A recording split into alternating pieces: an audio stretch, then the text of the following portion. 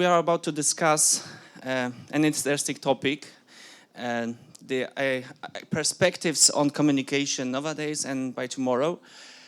So I don't want to make any long introduction. Let's just move in. We have just 1 hour and 15 minutes. So let's start with the first question.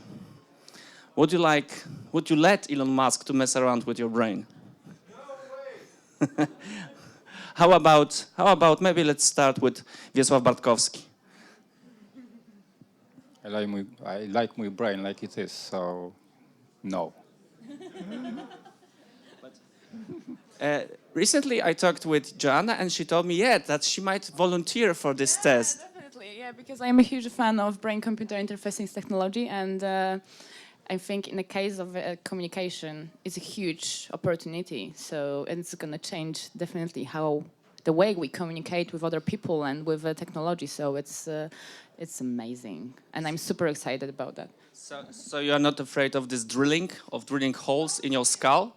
It's only a drilling, right? So why not? Why not try? Okay. So how do you feel about this idea of creating neural link between ourselves and machines? So the idea of communication without any verbal channels, no tactile channels, just straight brains, just straight your mind, your thoughts. You don't need a muscle in this technology. You don't need a muscle to communicate, because right now we need to do any kind of an action to communicate, right? And with this technology, we just communicate totally straight through our brains. So it's. By now, we need to use our fingers mostly, right? In order to push our will inside the computer, inside machine.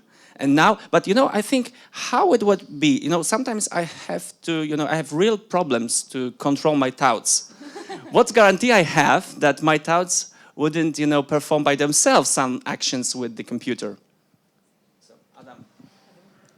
I mean, this is quite interesting stuff because from the marketing standpoint, because if, as you said, if the machine or let's say advertiser could read your mind, I mean, what kind of opportunities does it give to remarketing, to targeting, micro-targeting? So we are moving to completely different areas, which are both fascinating and scary at the same time, because now, I mean, we're all scared about data privacy. So imagine a situation when our brains could be maybe not hacked, but I mean, advertisers, publishers will have access not only to the things that you do online, to those data they already have, but the data you don't even maybe consciously know that you're sharing them. So I'm, as a marketer, I'm fascinated about the idea of being able to target the communication, to generate lead, to do everything. But from a consumer standpoint, I'm a little bit afraid. So two things at the same time, and I think my marketer side is stronger here. So go, Elon.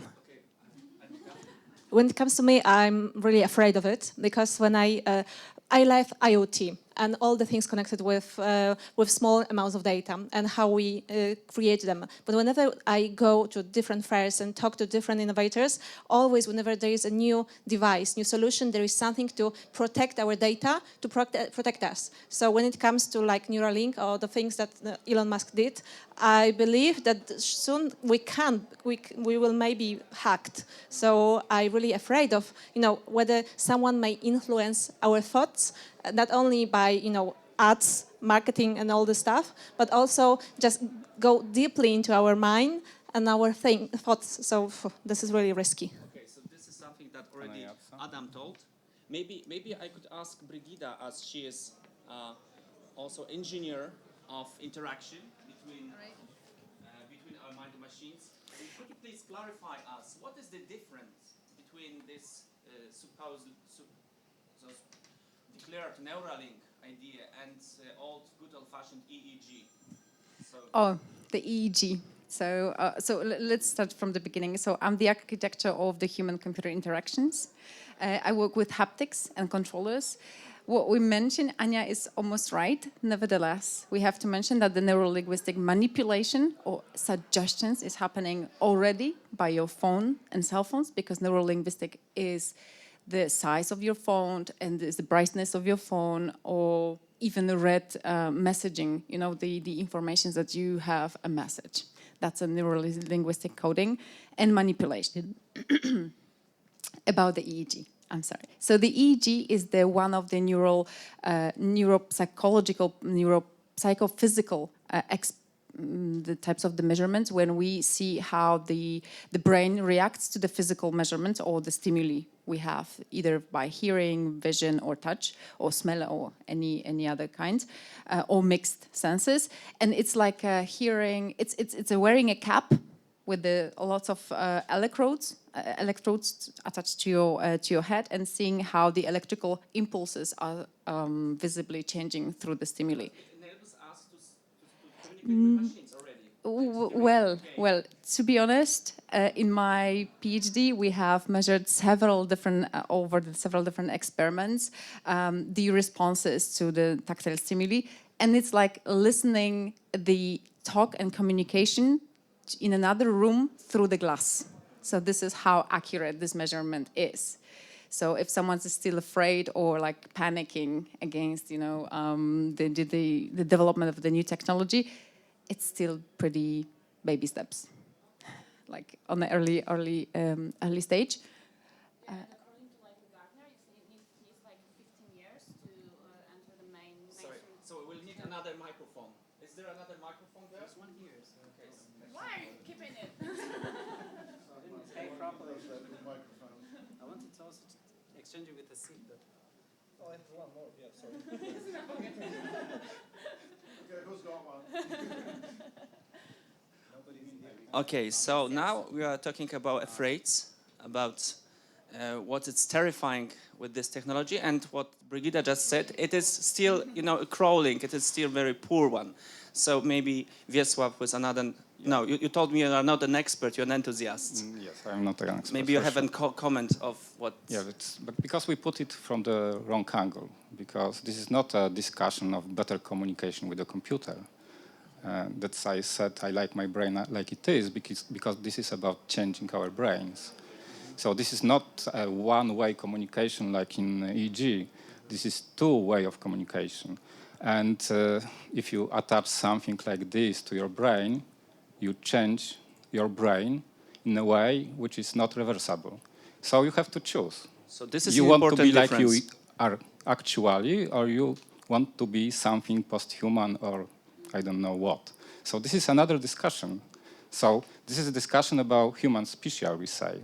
We want to be like we are today, or we want to change to something which is a hybrid of human and technology.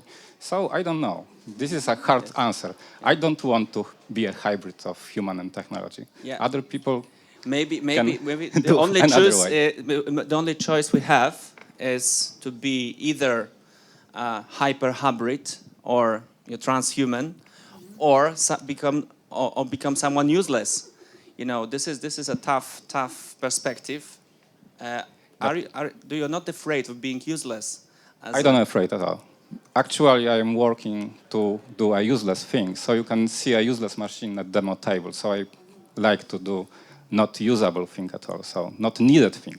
So I don't afraid this. But the good explanation, what choices we have, was done by Lem. So if you want to understand what is really we choose between, let's read Golem 14. There is a great explanation. Actually, we don't have a choice.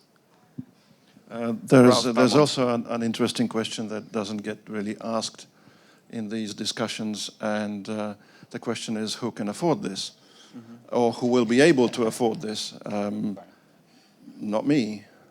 And in the context of our current predicament of inequalities being as they are already, and causing the problems that they have been already, then considering the fact that we are enthusiastically, with a lightly built-up froth on our mouths, sleepwalking into a scenario where there will be a class of human who will be, by definition, superhuman for the first time in history, that really makes for a very interesting discussion. I would argue that there was always an idea of, you know, classes, different classes in society, and in this way, there were superhumans, at least in narratives. No. No way. How do you feel about aristocracy? You are unfortunately entirely wrong.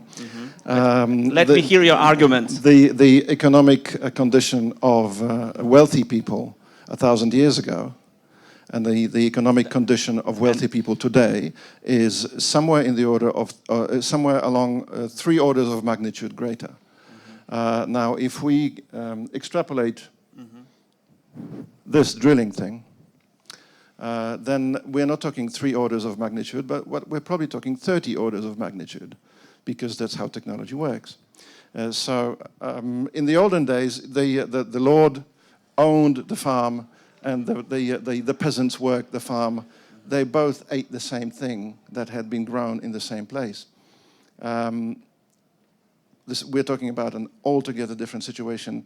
We as a society are entirely not prepared to even consider the questions, let alone look for answers, because we don't know what the questions are, because this is happening at such a speed that we're not able to grasp the questions. When it comes to speed, we are talking about exponential growth of how how communication speeds up as we're speaking, right?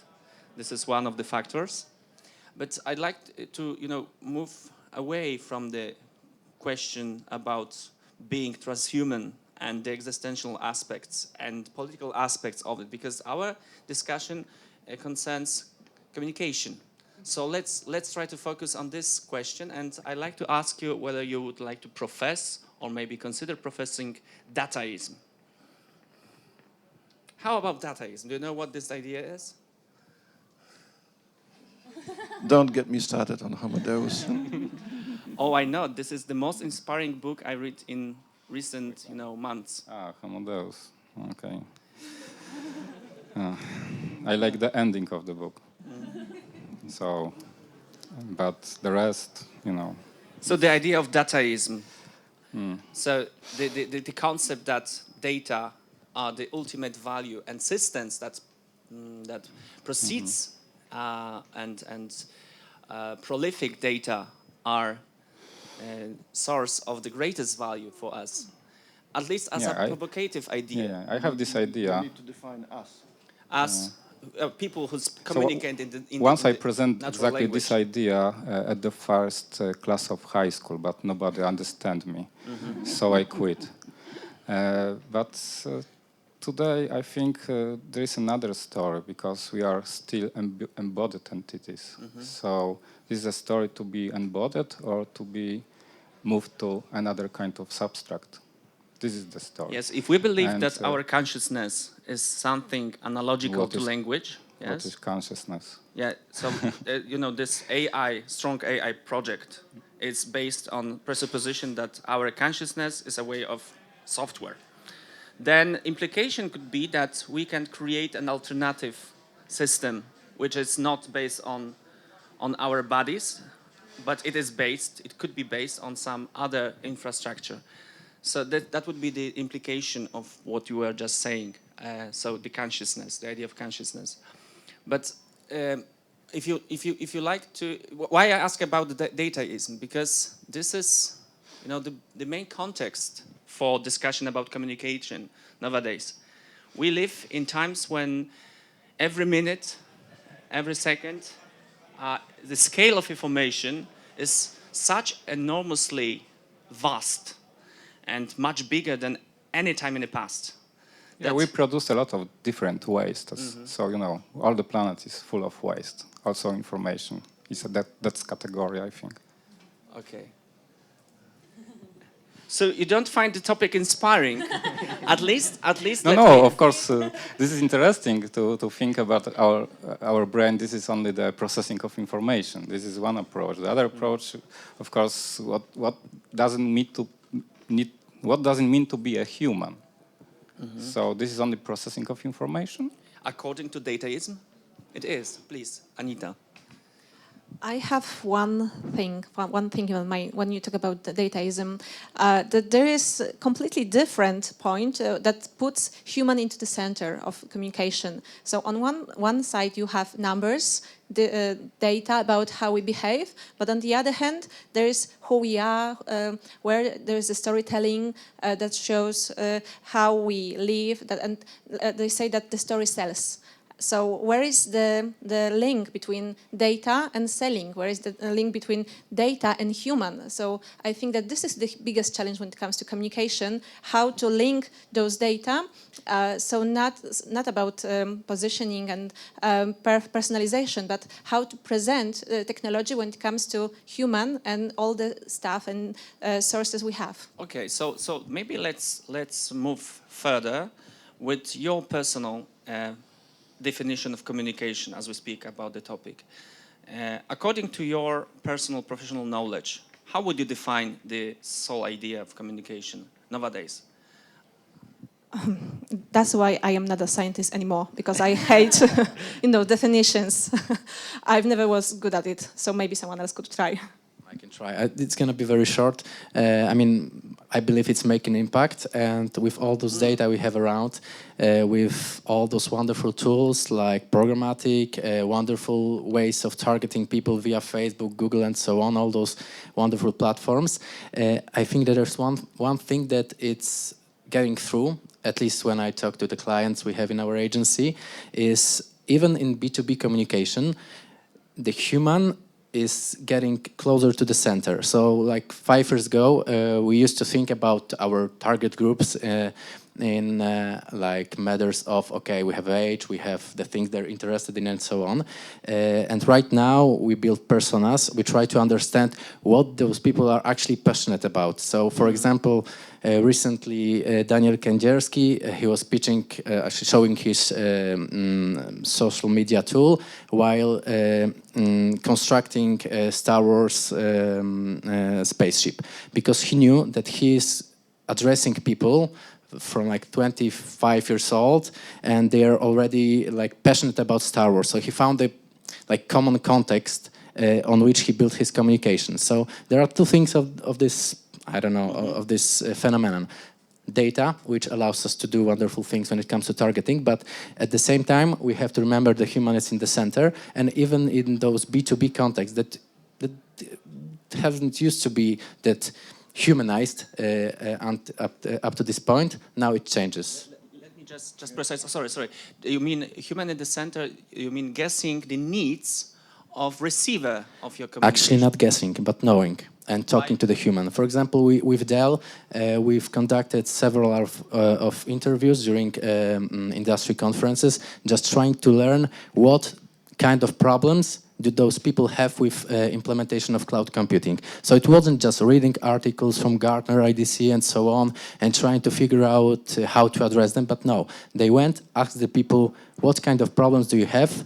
And sometimes they are very obvious. I mean, they're not suitable for communication via PR channels, but they are so obvious. I mean, lots of people from the industry doesn't know what cloud computing is.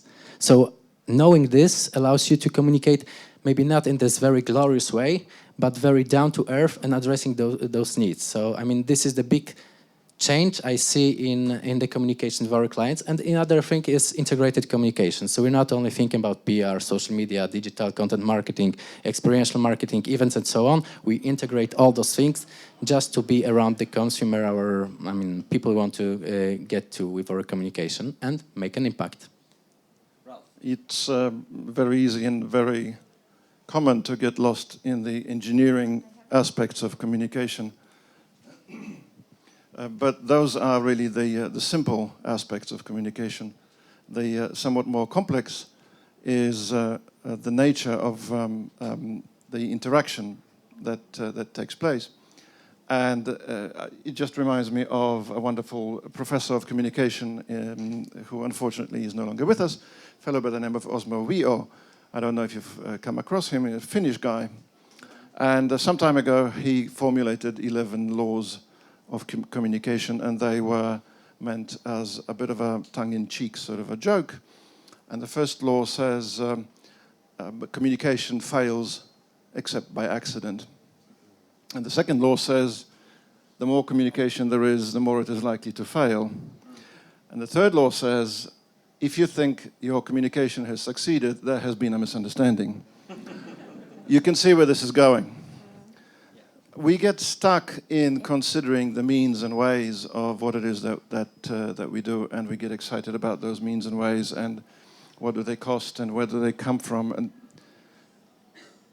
let's step back a little, because ultimately, if you have two people in a room, you have, by my reckoning, probably 6 people communicating, because it's me and Brigitta, and it's me thinking who Brigitta is, and me thinking who Brigitta thinks I am, and Brigitta thinking who I think she. You can see where this is going, right?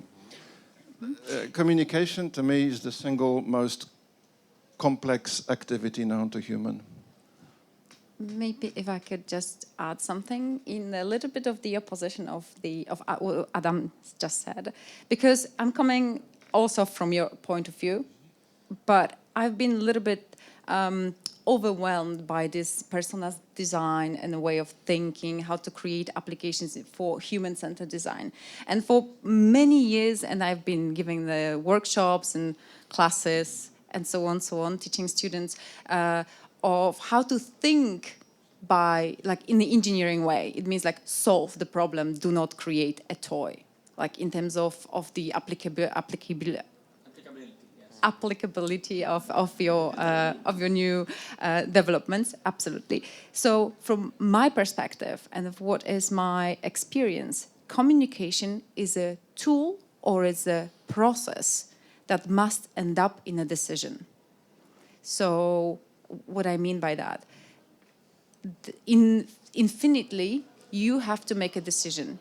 You listen, still communicating, or you stop listening, you go. In marketing, you buy or you don't buy. In any kind of philosophical way, you believe in something or you don't. So the communications is a tool that is like bumping you like a light. So it's a way of looking at the concept of every single interactions we have with the world. So, and we have to make a decisions. Either whether we drink water, either we are buying stuff, or how we raise children, whether we are putting the plastic cup in the bin or mixing because everyone does it. So exactly. So that's what I'm actually thinking, that the human-centered design right now is a little bit, in my perception right now, outdated. So two things. It's exactly like this. It's outdated. So we do things too easy to use, and we make dumb people on the way. But I would like something to the communication, because communication is also about making relation. So the communication, we have too much communication, which is just a noise, not a real communication. So making a relation is very important, and that's why we have a body, because body help us to make a relation. This is not a relation to add a friend on the Facebook. This is act of communication, but not a making relation. So this is very important to meet people, real people in real world. So thanks, we are here. That's great. We are not on the Facebook. You can do the same on the Facebook, of course, but it's not the same. So making relation, we have more and more communication and less relation. Look on it.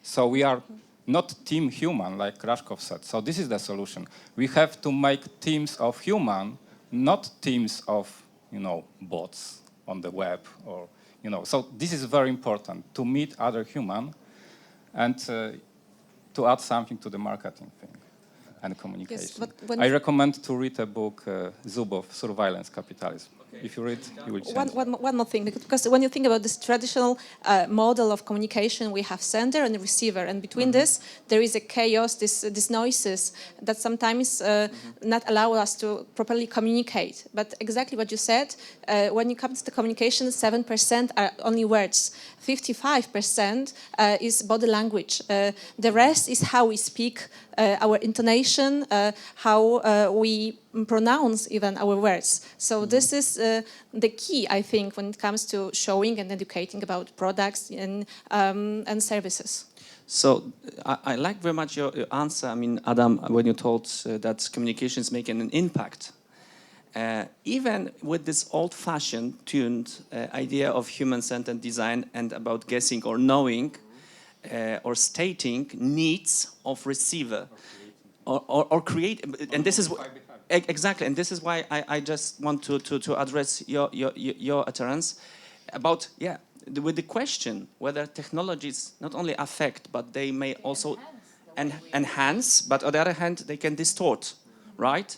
And this is something that we already know from lessons of 20th century. Not Baudrillard wasn't the first who stated that in the 80s, that medias create impact, create meaning.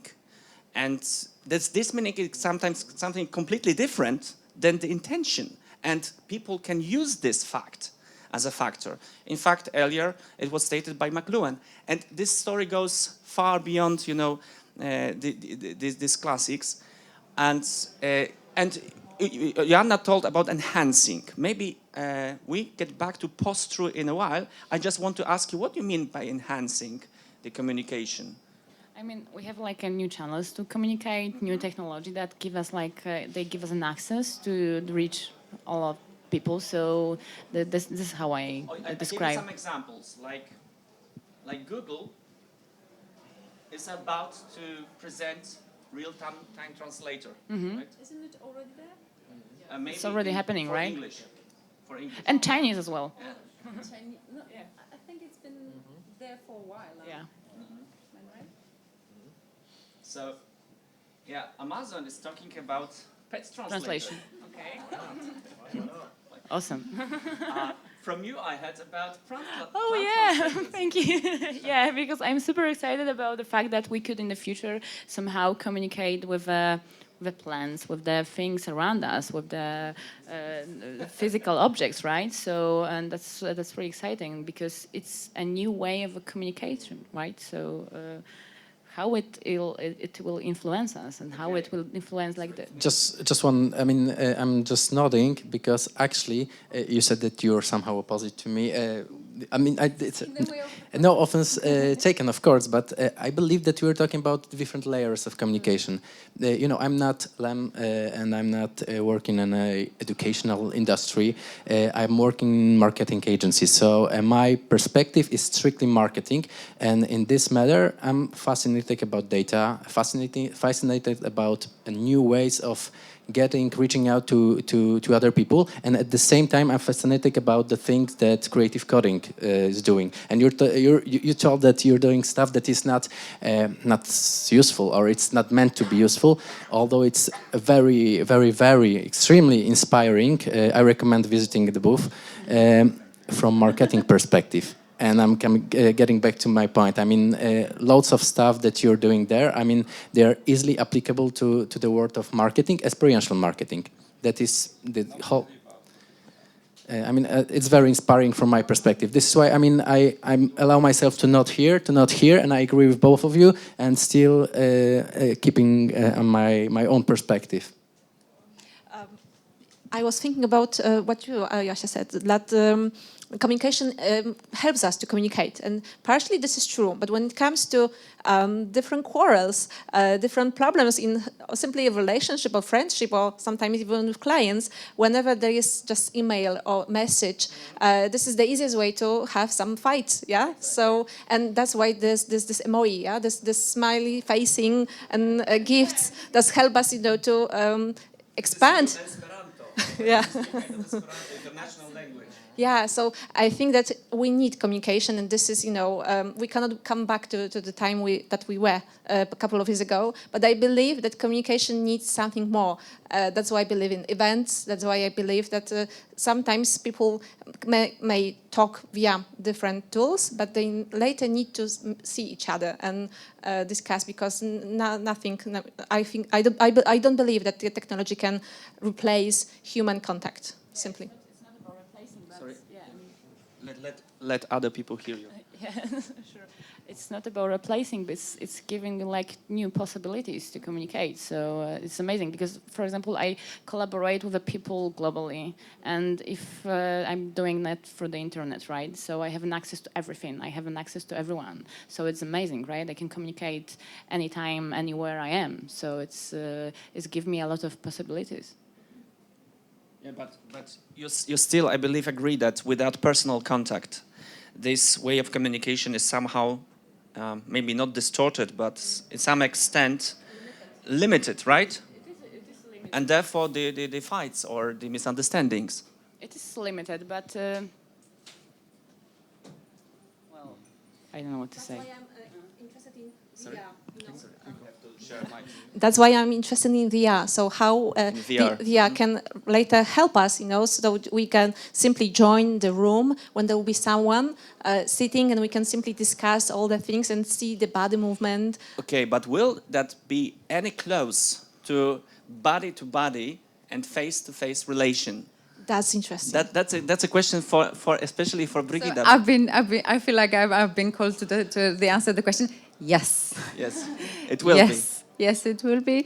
And definitely there are many technological advancements nowadays to lead that the controllers in the virtual reality would make you feel like you are present in the meeting room, or you giving a handshake, or you just visibly, in person, like use the embodiment to represent yourself as the avatar, or you can have a full body screen of your picture. Definitely, we can use different types of technology, like wearable devices. We can use smart clothing. Yeah. All of those could lead you to give you the signals how we interpret this, the sense, like how we can fool our senses that we are actually there. Not only by hands, but also the whole body. So now it's the question, really bothers me. I mean, in fact, you are talking about this already. How much do we communicate without being aware of it? By leaving our digital footprint, or just by giving up any information, giving away any information on subliminal level? So I think Anya mentioned already, so the words are stated like around 30% of what we communicate. The rest... Seven. Okay. So the rest is non-verbal communication, and on a different level. This may I have I don't know. I guess this 7% of how much it is in fact can be filtered out. But I'm thinking that Sorry. because I think I remember the digits. I think if about the voice control and so on, like just mimicking, it's exactly Okay, it's around 30. So without talking, and it's 70% don't communication. Did you have an impression that this might be filtered out through such channels like virtual, even high-resolution virtual reality communication? Definitely. So there are always terms and conditions. Definitely, there is a huge philosophical or ethical issue about that. There are issues about children using the technology. So nowadays it's 16 plus, although you are planning to buy something for Christmas. Think about it. Children growing up with Alexa, for example. Definitely. And talking and becoming friends with Alexa. So evoking the deeper emotions through the media that would replace or even very closely mimic the real world would lead people first to aggression, because you feel like you can definitely do more. Would lead them to very deep depressions, because this is already what's been tested and measured, and a lot of universities are actually alarming. Don't let people use virtual reality or the games and tools for a long time. And definitely we are also isolating. So all the communications where we are losing ability to communicate in a way like we can structure our thoughts. Actually, this is one of also the things that I wanted to add about the communication. So nowadays, when we are running user tests, we are creating communication tools to help them describe what they think. And that's actually really difficult thing to just capture in a few words or in the different experiments what they really think or believe in. Because people, that when there is, it's right, whereas two people, there are at least three different state of minds. And measuring the same subject, like the same person, in 3 different days, give you 3 different options. So if you listen about the academical studies shows like people react to something like this, if the study was not performed over a long period of time, that's actually a huge manipulation. A lot of communication is around assumptions on both sides. And if you have 3 of you and 3 of me communicating, that's a lot of assumption. And a lot of communication is about overcoming assumptions or confirming assumptions. I say something and you go, mm-hmm. And I know that's what I had assumed was actually the right context in which to, that's not something that is usually considered at the transactional end of communication. And that's a problem, because a lot of this thing we call communication is about selling things to people, selling things to me. Quite often selling me things that I never knew I needed. If we bring the idea, the fine art of communication, to the pedestrian occupation, my apologies, Adam, of selling things to people, we are short-selling ourselves, because there's a whole lot more that we should be talking about. So the question really is, why do we want to communicate in the first place? And are the people who are selling things to us emotionally and ethically equipped sufficiently to be able to make those decisions for us? Because it's them who are making those decisions. We don't make those decisions quite often.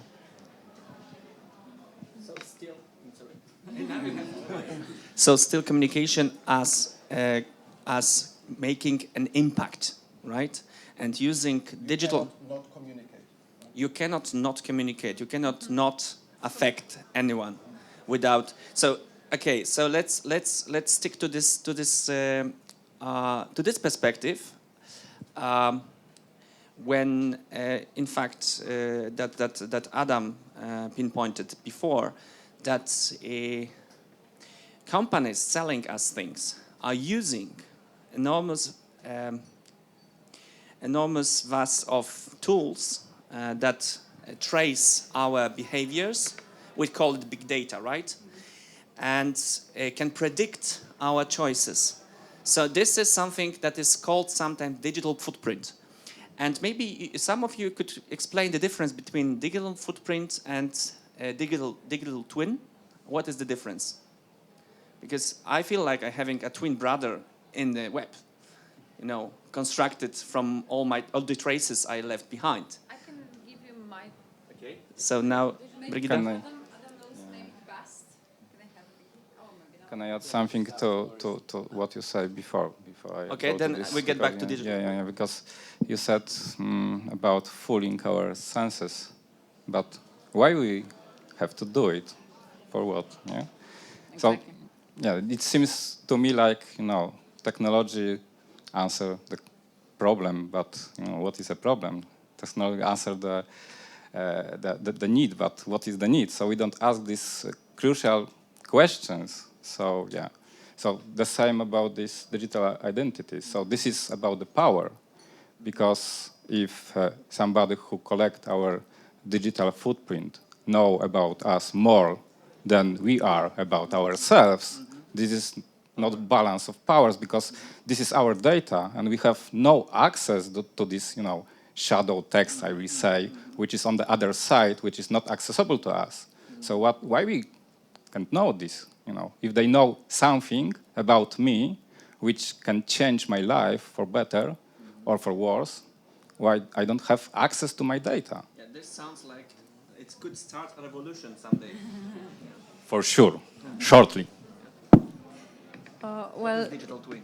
so the digital twin and digital footprint. So it's been mixed, and as far I'm concerned about it, and I have been thinking about it. So the digital twin is any kind of digital database about the informations, either images, your data, or your pictures, or your behavior in the net, in terms of like if you can write down the algorithm of you. So if this is like a prescription or like a recipe of you in a digital world.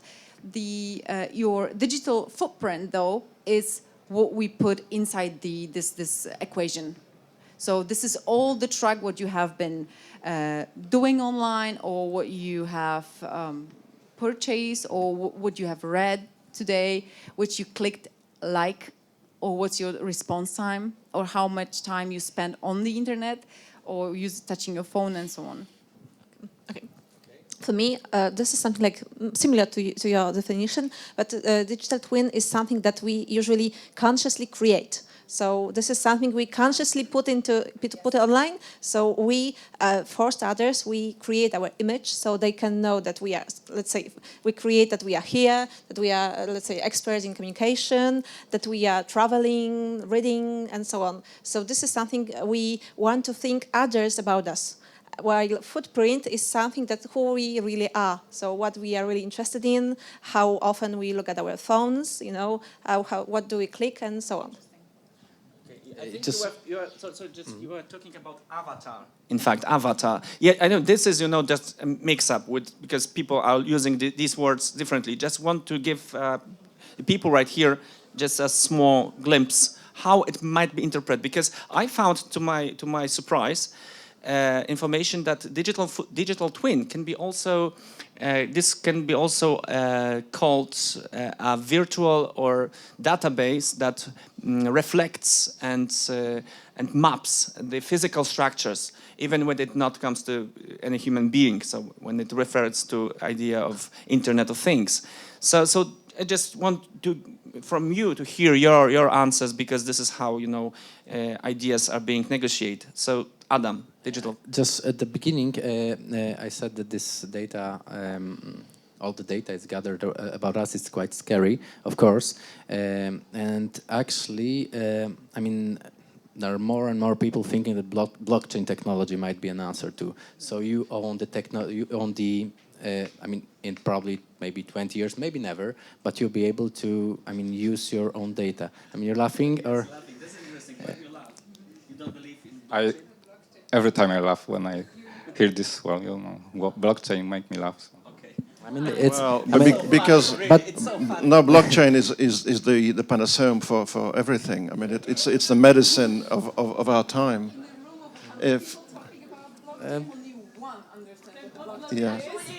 Because I mean, it's probably too early to tell. I mean, how it may change marketing. Although there are some implementation done, for example, by IBM in logistics that are. I mean, they show us the way that it can solve some problems. Maybe not all of them, but definitely we'll have to face the problem where our data is used. I mean, without our control. So this is something that, I mean, we're talking about the future here. So. Addressing the scary part of us being online, I mean, it's a crucial thing. Even if blockchain is just an idea that will never come to life. I mean, just talking about it, making it maybe funny thing, but something discussed. It's important. Yeah, because it promises something. It gives idea of safety. what you just said, that it gives you the idea of safety, it is probably the most terrifying thing of all, because if we are talking about questions of agency and sovereignty and safety, and if you think you have those things and you don't in fact have any of them, then you have been the subject to the ultimate con. You think you're free, but indeed you're not. Mm-hmm. Okay, so we have still about 20 minutes more, 20, because then I leave.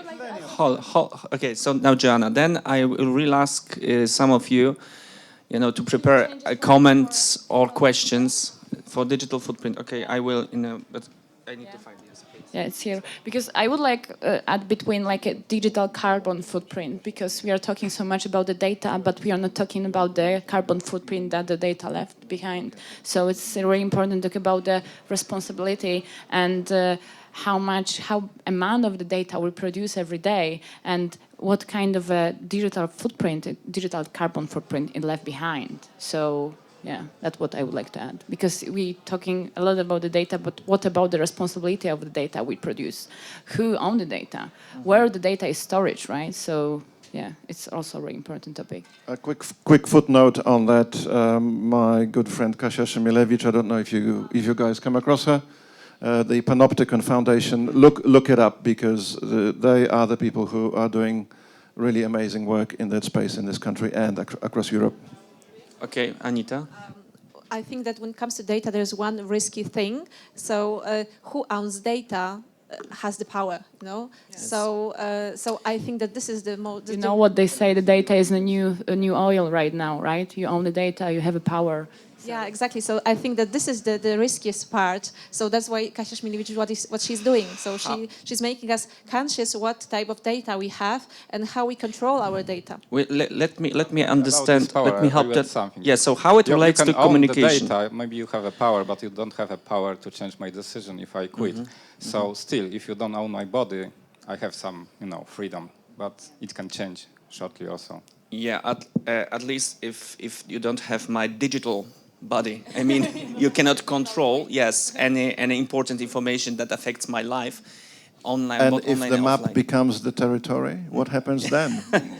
Yeah, if the maps becomes the territory. This is not only philosophical question, because the map here is this digital twin, right? So who is the real you? Yeah, and it's not only on a psychological level, also, but on a factual level. I mean, because Brigida wanted to add something, and I really like to move forward to idea. So let's go. Okay, because map and territory. Okay, the map and territory, because one of topics that comes up when it comes to communication. Yeah, because there are different stories. There are different. We want to talk about everything, but you told us that maps becomes sometimes a territory, and for me this is in fact starting point to discuss about the phenomenon of post-truth world. And somebody did a bait and switch on us. They swapped the maps. But that explains why.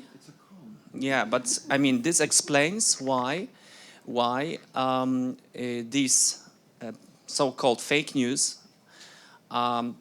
affects our lives, because it becomes more factual than our other forms of experience. Maybe you would let's clarify. Let's just precise what is post-truth and what are filter bubbles. Can anyone? Maybe if I can just toss a grenade, that we've become used to the term post-truth. I submit that itself is bullshit. Do not believe it. There isn't such a thing as post-truth. There is only a truth, or interpretations of it.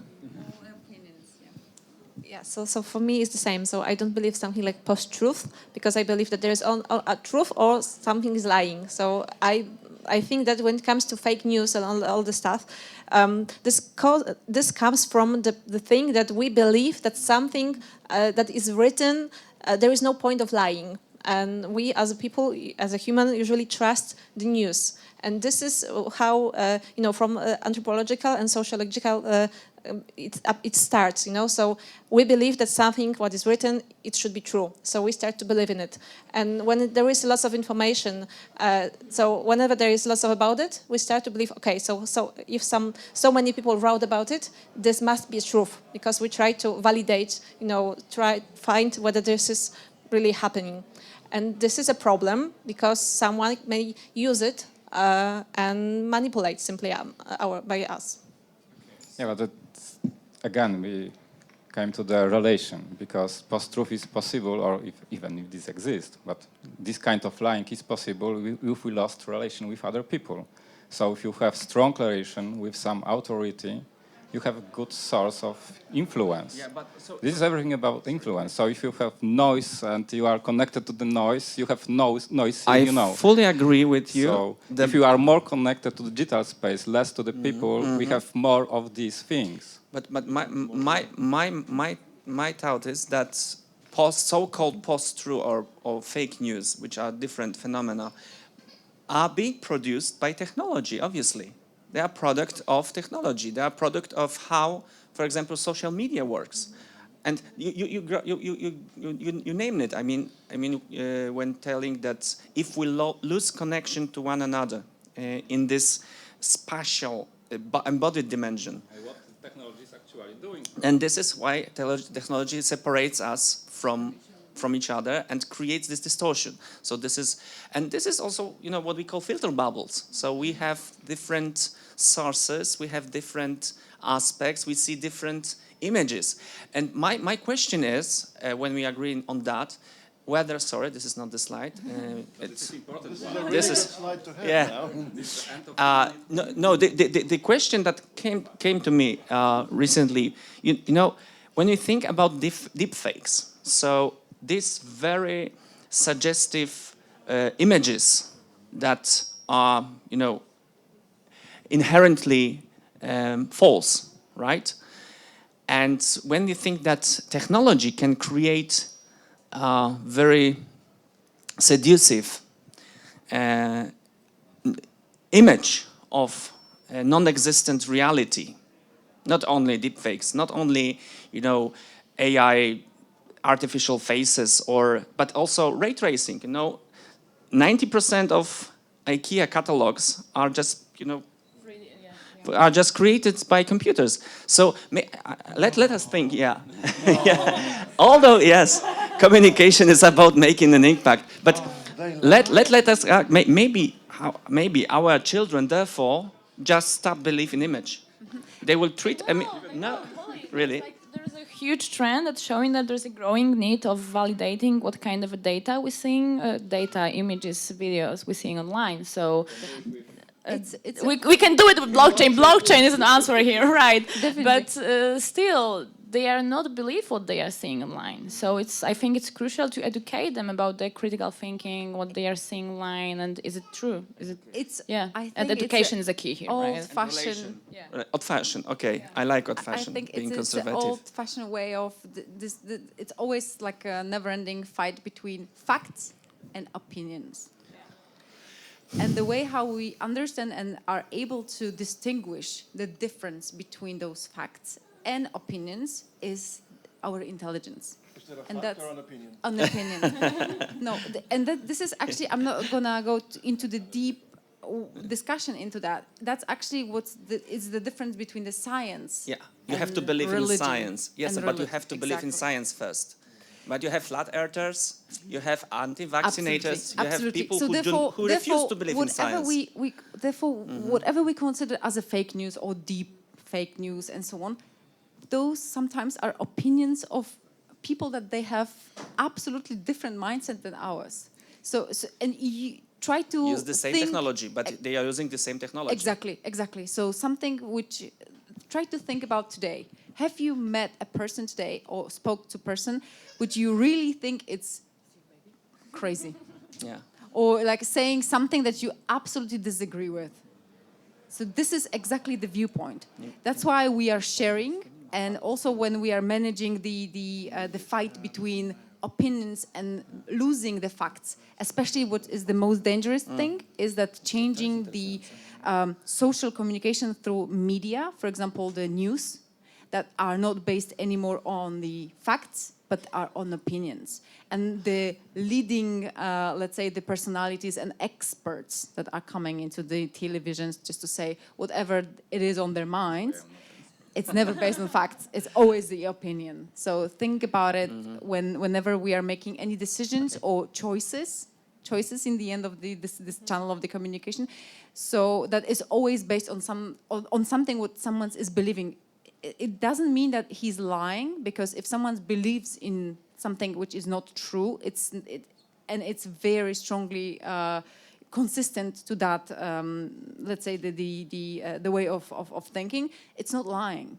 So we cannot pursue or like having any lawsuit against him, which actually come into the point where we should fight with the fake news, and there has been plenty of ethical discussions how we can adapt and make law enforced, how we can chase those fake news, how the opinions could be, or like damaging opinions could be traced and being victim, like the people that they share such a fake news, for example. Okay, so now I try to link two things: new communication and opinion and science. So that's why I love social media, because they help us to sometimes understand things that we simply don't understand at the moment when we are reading something.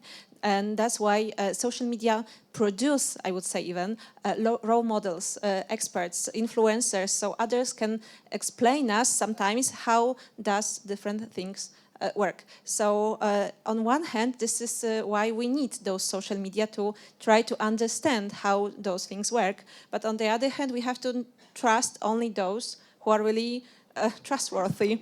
But when it comes to deepfake how all this technology is going, I sometimes think that there should be one moment when we say stop and make some technology illegal, because I'm truly afraid of deepfake and problems that may later cause. Often when we think about teenagers and all the stuff that is making to girls and porn situation, really, yeah, pato streaming. This is pato streaming is, as I'm afraid, a peculiarly Polish phenomenon, because there is not even an English name for it, pato streaming. Yeah. I don't know. I'm not a specialist, but just ask. Have you guys come across this? Yes, of course. Yes. It's like snuff movies for crazy people, right? Mm-hmm. I mean, it's people recording videos either live or pre-recorded and posting them online, and they are doing just crazy or stupid or like definitely stupid stuff, dangerous, hurting each other, hurting other people. And I mean, I know it's been very I mean, in Poland especially, lots of people, lots of media talking about pato streaming, but you have to understand that even though this phenomenon, and Google is fighting on YouTube with all those people, of course Google is always one step behind them. There are lots of, as Anita said, I mean, creative people that they do their job properly on YouTube, and actually it's like 99.99% of people that have something to say. And pato streaming is the dark side of the, I mean, force and so on. But it should be, I mean, it should be banned because obviously it's harmful. And one more thing, because probably we are all aware here that there is, I mean, dividing truth from opinion is almost impossible right now, because if you go to the big Polish publisher sites, you see your own main page. I mean, each of us will have this different main page. And I mean, it's based on big data, it's based on the things that you've already seen before, so we are closed in those bubbles. And the same thing in social media. We're seeing more stuff that we've already seen before. So education, good old education is one thing.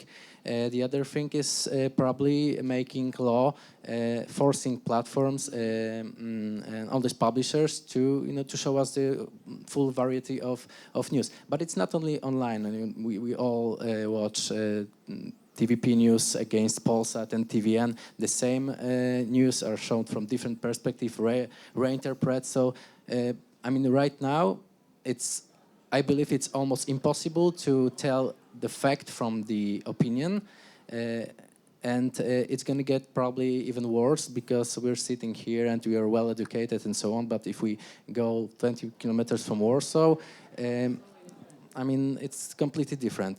The same thing like deep fakes. I mean, this is a huge phenomenon, actually scary. And people that create this, I think it's called AI-assisted video manipulation.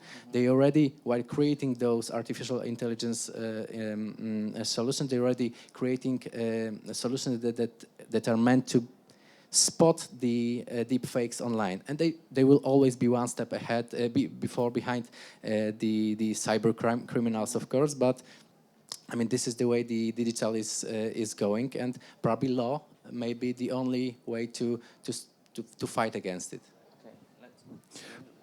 People want to believe and people want to belong.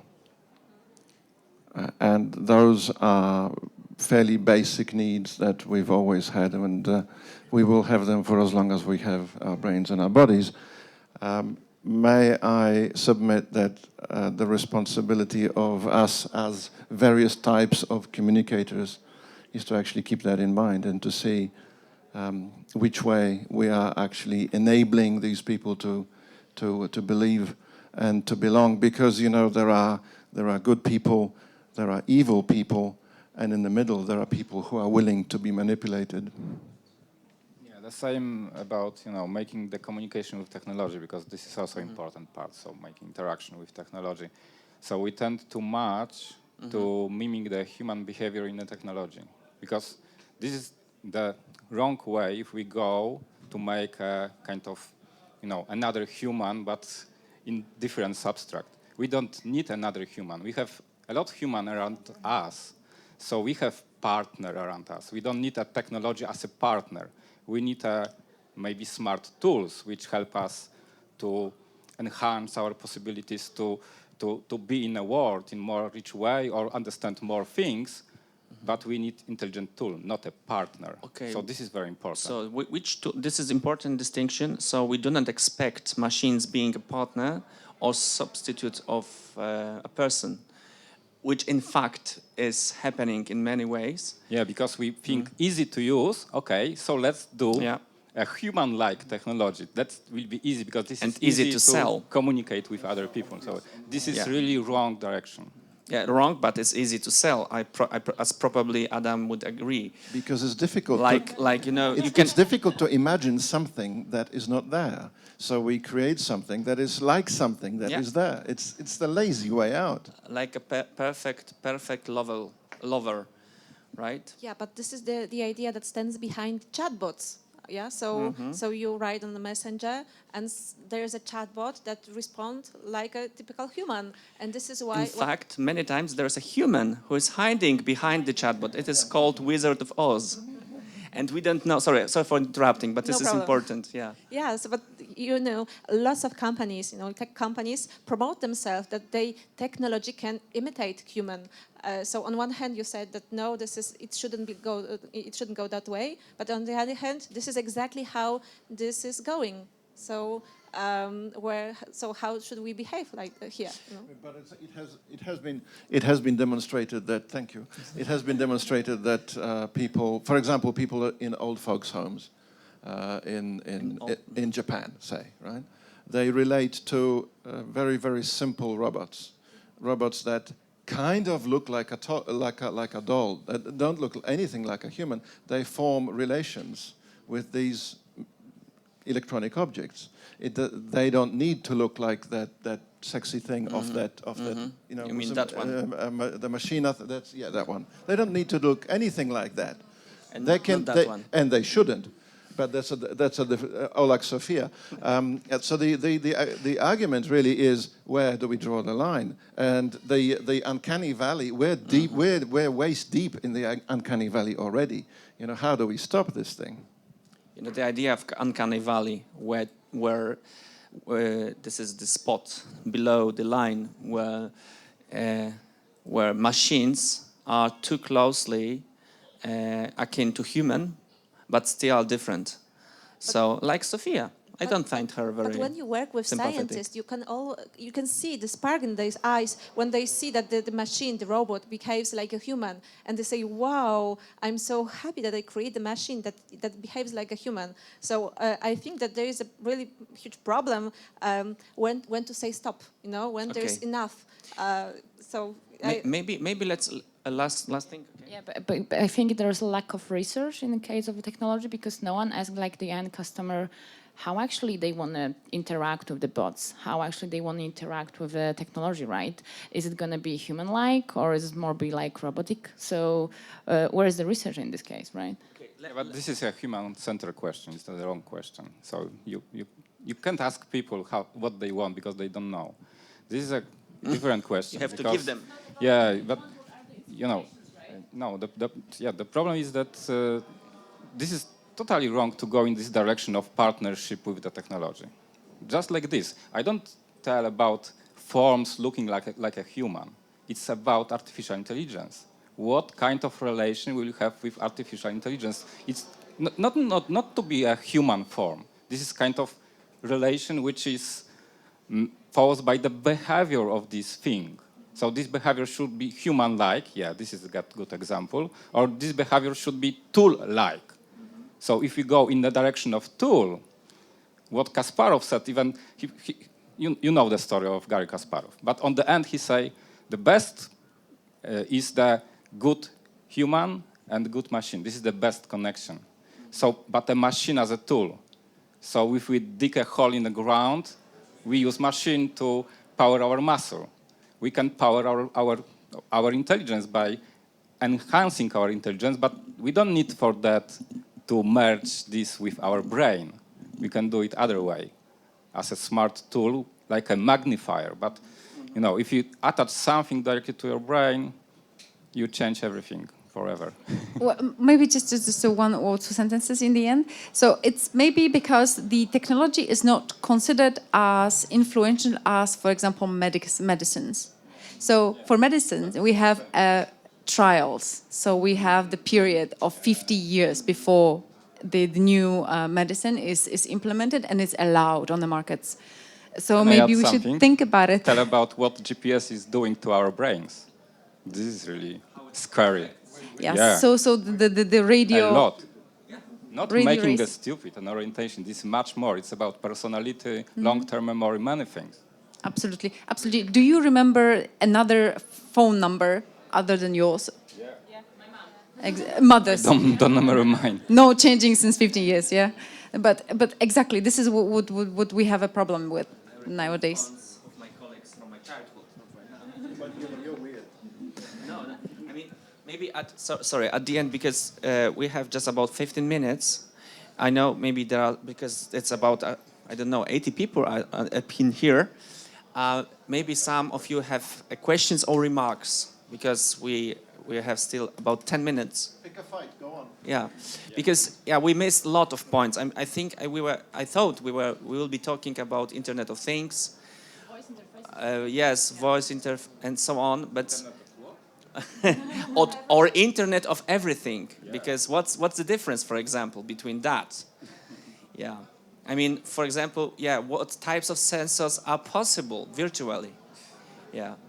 So, this is a vast topic. I mean, this is what... Maybe if you have no remarks or not any questions, we could just scan the most promising technologies of communication that you choose, that you evaluate as the most promising right now. I'm scared now. No, we have this social media, for example, right? Do you believe in social media?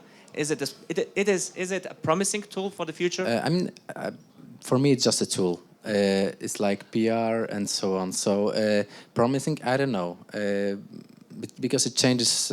If someone follows new stuff that's being released probably every week by Facebook, Twitter, Instagram, and so on, it's hard to say what's going to be next, to be honest. But when it comes to the technology, I think the one that will probably change at least Polish approach to technology in general is voice interfaces, and introducing Google Assistant, probably soon Google Home and so on, will be the new thing that will be adapting as a society. Hopefully it's going to be just a tool. This is what I'm counting on. At least this is my approach to this technology. Although, if you remember I/O conference from the last year, where Google showed Google Assistant, which was totally capable of like having the conversation, ordering a restaurant, booking a table in a restaurant.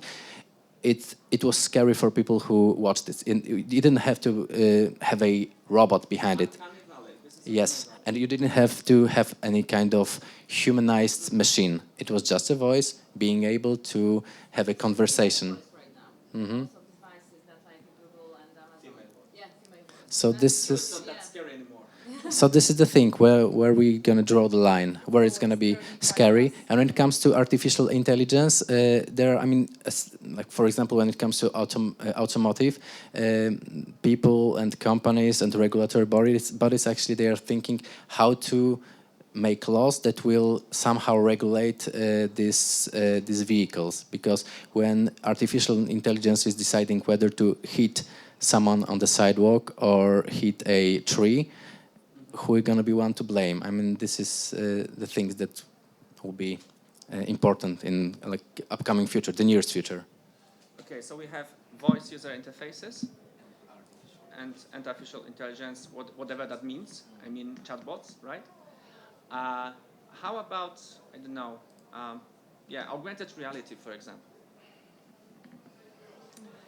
Do you find it promising? This can be really promising in education. I like the connection AI with, let's say, museums. So whenever you can visit the museum, you can expand the knowledge about the painting or the sculpture. So I think that when it comes to different types of communication, it depends on the subject we are thinking about. So in my opinion, artificial AI is great in education. Augmented reality. Yeah, augmented reality. Sorry, we have a comment. Or That was basically the question because you asked for it. I was just trying to compare what we're doing right now to the e-commerce, maybe to some extent. So there was a time when you wanted to order something, it would take you 2 weeks, you would be happy by that, and then you saw Amazon, and then like 2 days is too much, and you just like, why they don't give it to me in 24 hours? Right now, most of the things we want to call as knowledge, I really feel we have the same problem as in e-commerce. Like, we just have to read the whole book and then understand another knowledge that we had. But if we can manage to somehow try to have some sort of a different memory, either ancestral memory that you just get genes from your parents so you can also remember their memories, or just somehow shared memories, then if one of you guys would read an amazing story, you can just try to share it with another person and vice versa. And like that, then we don't have to every single time do everything in a non-linear way, and then all of us are going to have the same memory. Then the whole society is going to be hopefully more educated, and even if there's going to be a fake story, because we have shared memory of thousands of other people, maybe it would be even less scary than just having something that because somebody says so. You know that hermetic retreats are becoming really a thing. Yeah. People want to get away from just that thing. They don't want it. They've had enough. Where do we draw the line? I mean, the stuff that Ahmed is talking about, it sounds terrific. I mean, like, it'd be great to have the memories of all of you in. Not really. Yeah, no, I don't want any of your memories, and you're not having mine. Thank you. It's like less than 100 years ago, we also didn't have a currency. But when North America started to accept one currency, now look at like what we talk about blockchain and cryptocurrency. It's so afraid for anybody to adopt something that is less than 100 years old. So if the technology is going to be mainstream, I don't think we can be worried or not worried. We just have to see how we have to deal with it. We've had capitalism for 500 years, and it's still not working terribly well. So ideas are weird things, you know. Once again, technology is not a solution. It's a kind of material we can shape like wood or clay or something. So this is not a solution. We have to ask a question: what we want from the future, how you want to live, and this is the question, not the technology. So new way of communication. We need some kind of utopia we believe in. We stop believing in utopia. So we are too rational now. So everything should be rational. It's not a good way of life. okay, I got lost a bit because I asked you about the means of communication, and Adam gave very very clear answer. And just showing some comments on, for example, I was astonished that Facebook is getting older and older, although it also owns WhatsApp and Instagram, so it doesn't lose it's not losing money. But for example, Brigida, she is, as engineer of haptic. How do you find future of virtual reality haptic and haptic interfaces or Definitely. holograms. Yeah. So we should start off with the explanation what the haptic means. Haptic is the technology of touch. So it's the same with optics for a vision. Haptic is for touch.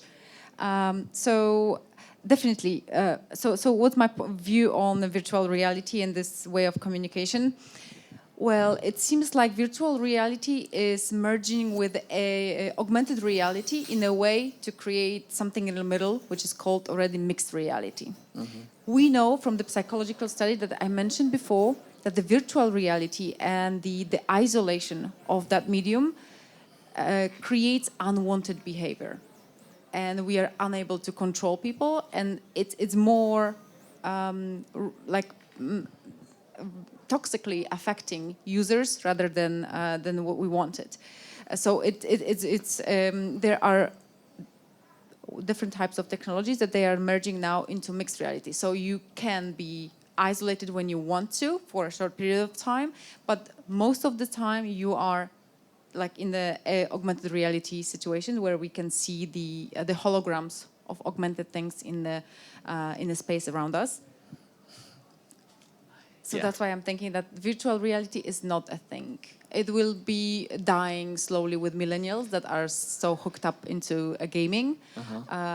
Nevertheless, I think going through different types of the technology and the platforms of expressing your thoughts, because this is what actually you mentioned. I'm sorry, I don't know what's your name. Ahmed. Yes. So we have to think about it. The way of how we understand the communication channels and how the technology evolves is always a value of how much would you invest to tell me your story. So if the story you want to tell me is worth you $2 billion of an investment, would you invest that to tell me about your childhood? So sometimes not really, not worth it. Like sometimes you can tell me just me, really. So in the way of, if we think about what kind of information or what kind of communication we would like to communicate to drive the development of different types of technology, would define sometimes the ethical purpose of the final results. That's why I'm thinking now, when we mentioned before whether the virtual reality could solve the problems of embodiment or feeling whether you are in another space, for example, definitely. So the industry and marketing is always explaining virtual reality need in the market as the long-distance communication. Okay, because we are seeking for new experiences. So new experiences selling things, right? Absolutely. So we are now. This is my thesis. I mean, we have to end our discussion soon. So just for the last remarks, if you have any, think of it. Just mine is that we are,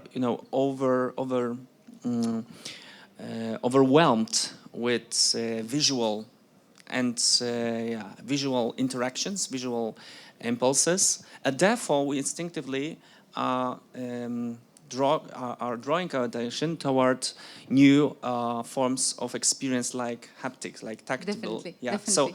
So you pick the item that is different. I mean, you look for different things. So it is. This is the phase that we have just came to.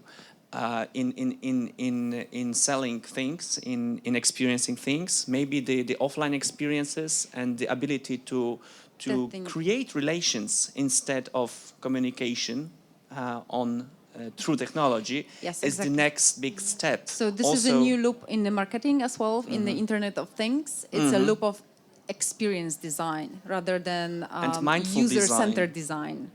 Yeah, but this is, we had to discuss. Just in like a short summary, definitely. So creating emotions, and also because what we have to understand, like in 60s, we've been given a tool which is the digital world, which is two-dimensional.